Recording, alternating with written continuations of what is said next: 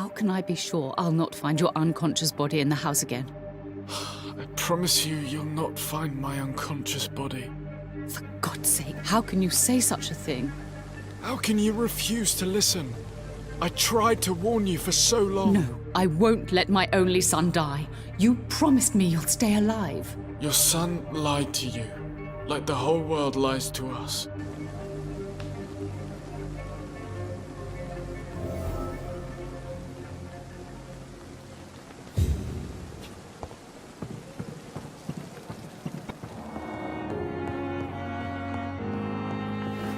This hospital seems to be falling apart. But in the circumstances, I'm willing to give you the... Good evening, Mr. Goswick. How are you? I'm okay. Do you need any help? Thank you, Dr. Reed, but you've done enough already. The rest is up to me now.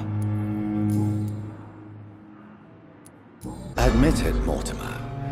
Your mother had you hospitalized here because you tried to kill yourself. Yes, it's true. All right, then.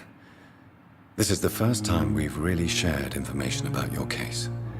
Shall we call this progress? Call it what you want, Dr. Reed.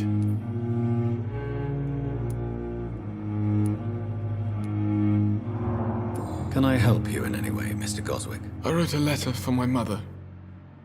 She was supposed to read it after my death.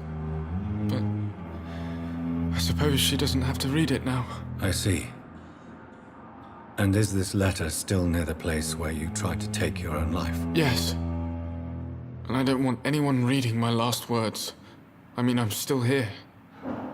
If you bring me back that letter, then perhaps we'll talk.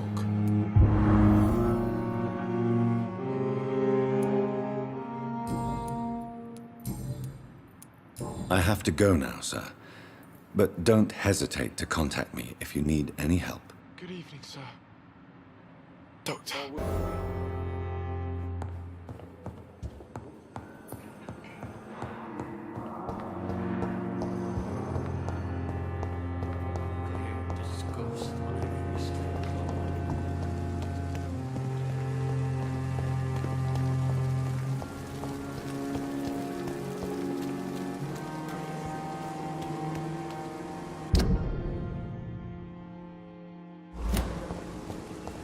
Miss, please, I feel sick. Get over here now.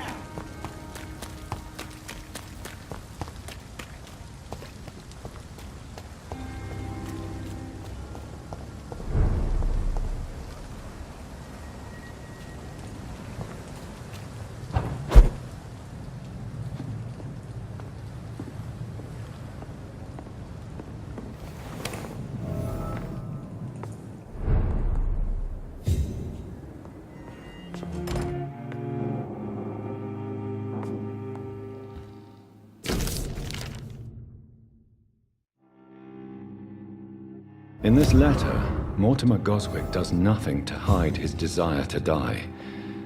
I could give it to his mother, but doing so would betray his trust.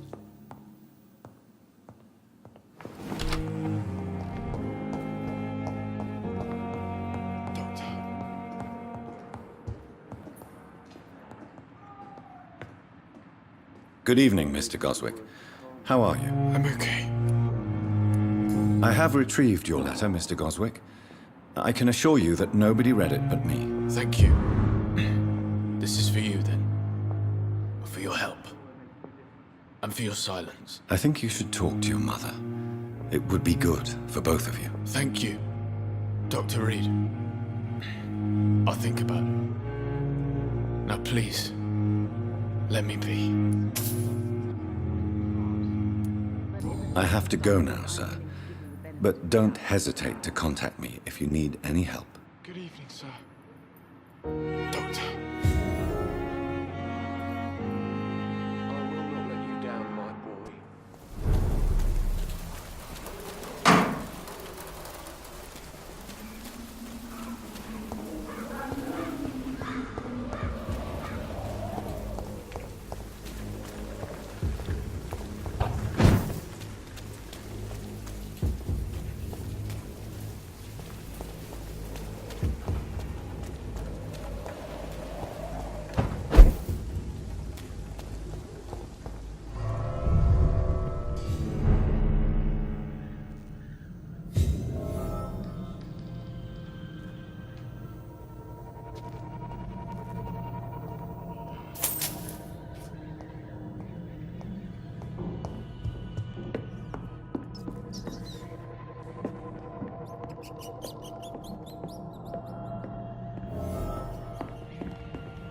It's locked.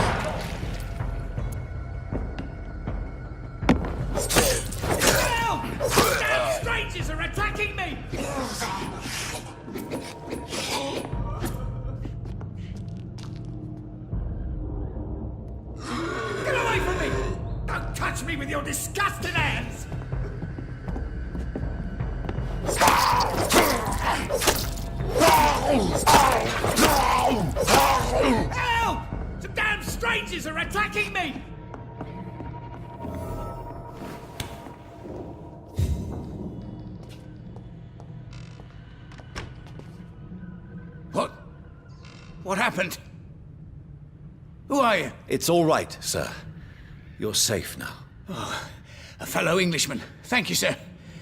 For a moment, I thought those bloody heathens had killed me. What are you doing here? This place is not safe. Yeah, it's a cesspool, but it's mine. I came to collect some overdue rent, but those who still live here have gone completely bonkers. You're very lucky to be alive. Yeah, filthy immigrants. Fucking savages, every one of them. And now with this bloody fever, they're just animals. You can find safety of sorts in Whitechapel. If you're quick and cautious, you'll be able to avoid the savages.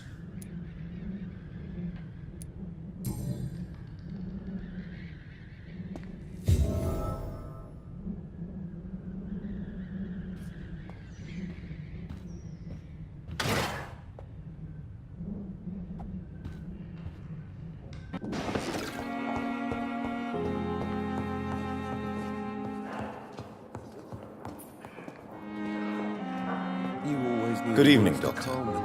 I believe we're going to be working together. Dr. Reed. Dr. Swansea informed us of your arrival, but I could not dare to believe we'd have such good fortune. Such an honor, sir. Thank you. And you are? I am Thoreau Strickland, Dr. Thoreau Strickland. I'm a great admirer of your work, Dr. Reed.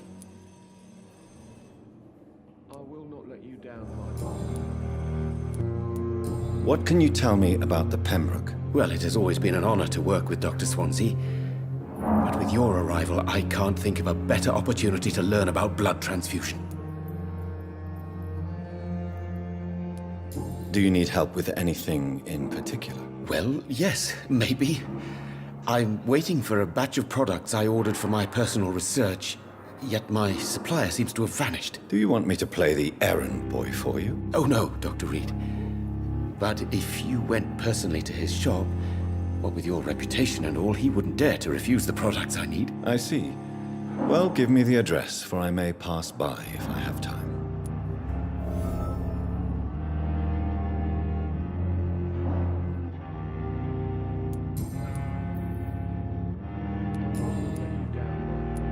Goodbye, Dr. Strickland.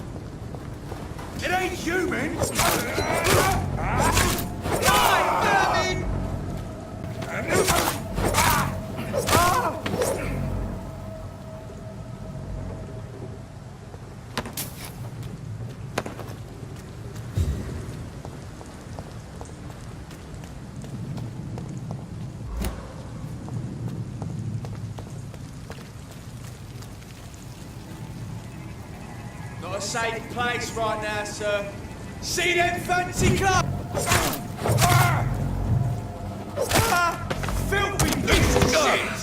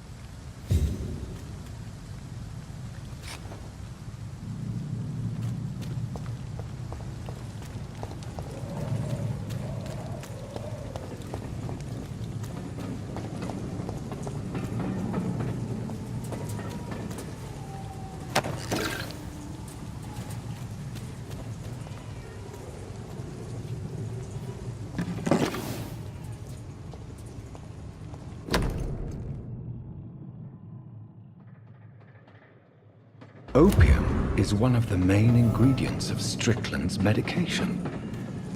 Never a good move.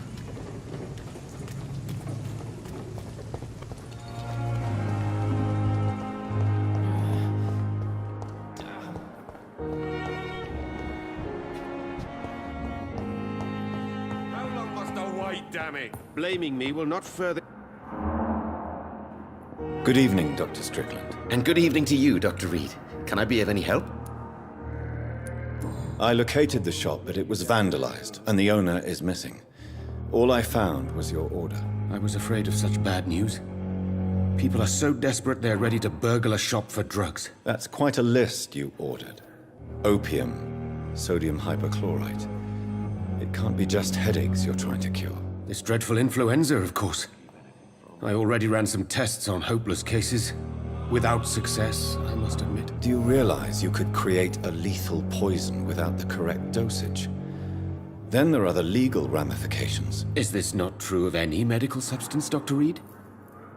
However, if you would agree to improve it, I'd be glad to accept your help. As long as you promise to be scrupulous with your experiments, I may try to gather these substances, and even help improve upon the mixture. That's all I'm asking for, Dr. Reed. That's all I'm asking.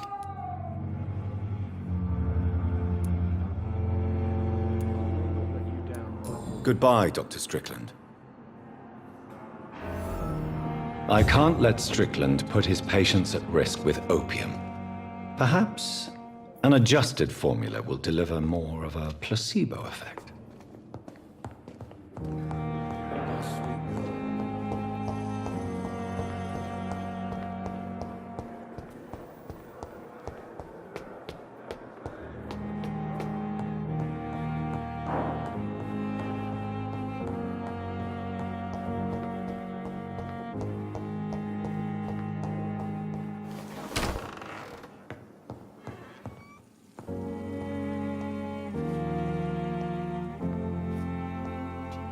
Strickland's project could be dangerous.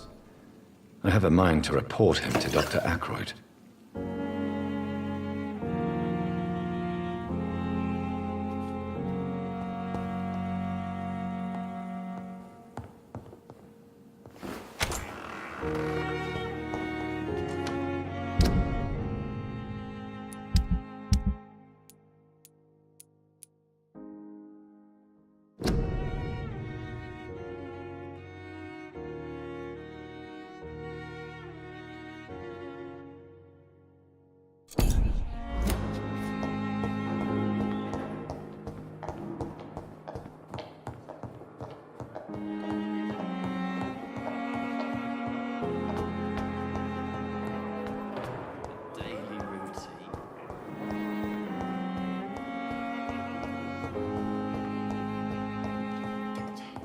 So many deaths.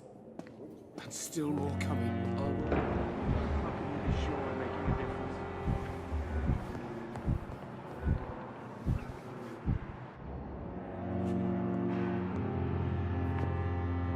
Good evening, Dr. Strickland. And good evening to you, Dr. Reed. Can I be of any help? I have managed to improve the mixture by diluting it. Have you ever heard of Sir Joseph Francis Olive? Or the placebo effect? No, I don't think so. Why? A placebo is a substance or procedure that has no actual physical effect. You made a placebo of my project. Why? Research has established that a placebo, as long as the subject believes in the effect, can provoke a positive physiological reaction. Really? That's fascinating. And you want me to, what, administer the placebo and see what occurs? Something like that, yes. Well, I'm a bit surprised, but I trust you, Dr. Reed. Please take the key to my cabinet and put this placebo there for future use.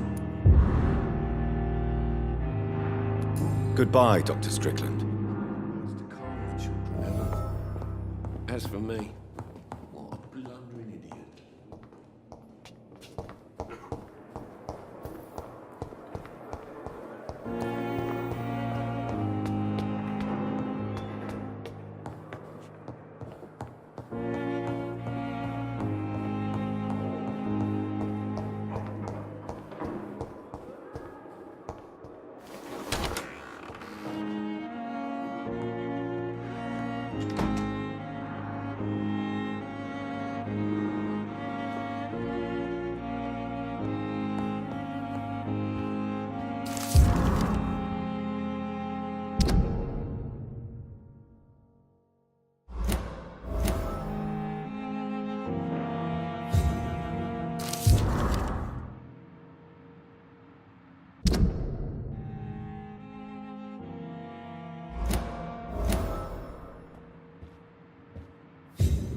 It's locked.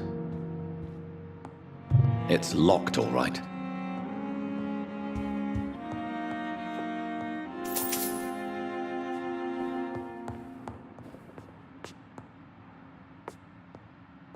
At least Strickland can't kill anyone with this formula.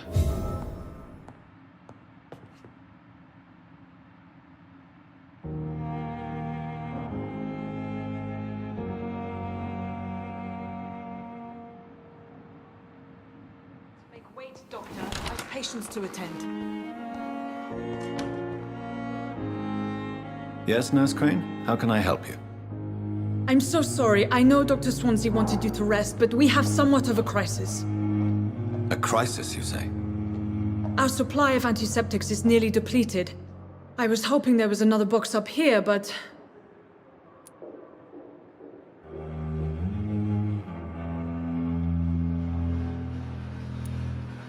What type of hospital are you running? No antiseptics? You have been away too long, Doctor.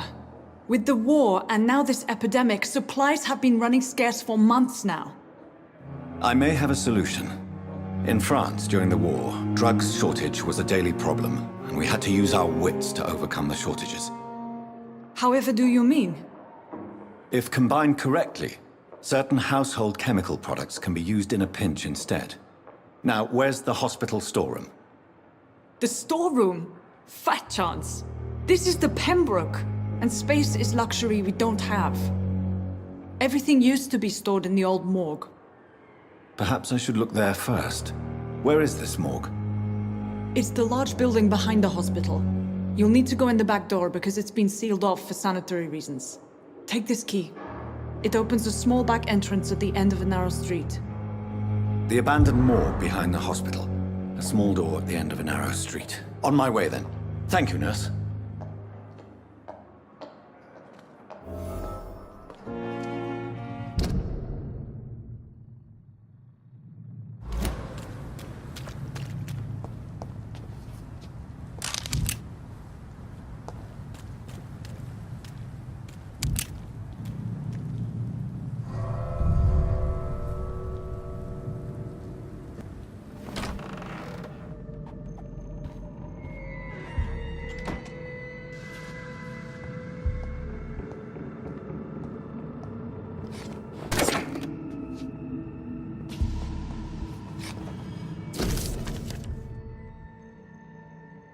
Mr. Connor's injuries don't match the report. I'd better look into this.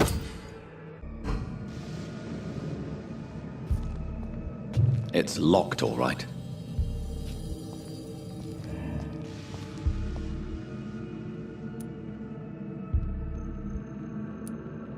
Multiple abrasions and scarring on the arms and legs. Old and distinctive injuries of a sailor or a fisherman. Traces of a pinkish foam at the corner of the lips. Some sort of drug overdose, perhaps? The chest was originally opened to perform the operation. The sutures are clean, but the chest has been reopened.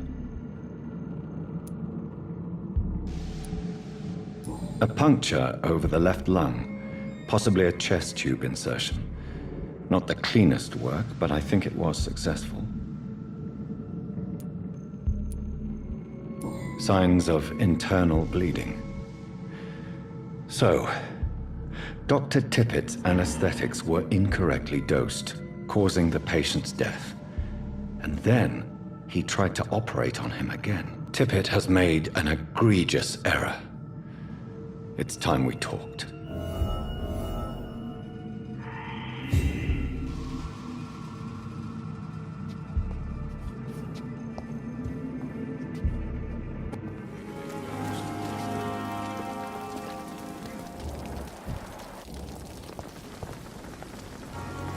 Good evening, Nurse Branagan. Good evening, Doctor. Tell me what Dr. Tippets did. I know his mistake caused a patient's death. If I had not covered up his error, Dr. Tippets would have been fired from this hospital. I could not let that happen. You can't allow your emotions to dictate your conduct concerning patients.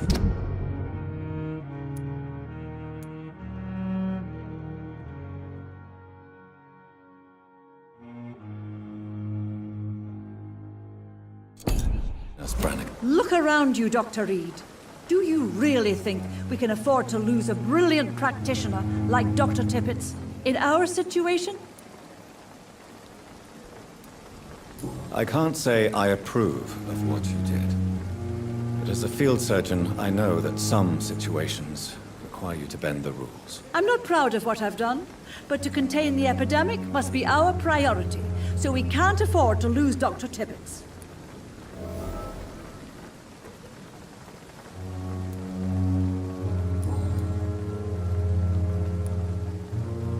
I've decided that I won't reveal Dr. Tippets. Shall we say, misdemeanor? I'm so glad you share my point of view.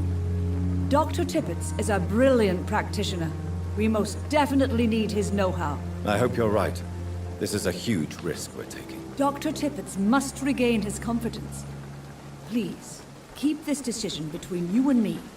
He doesn't need to know you found out. Goodbye, nurse. Call me if you need assistance.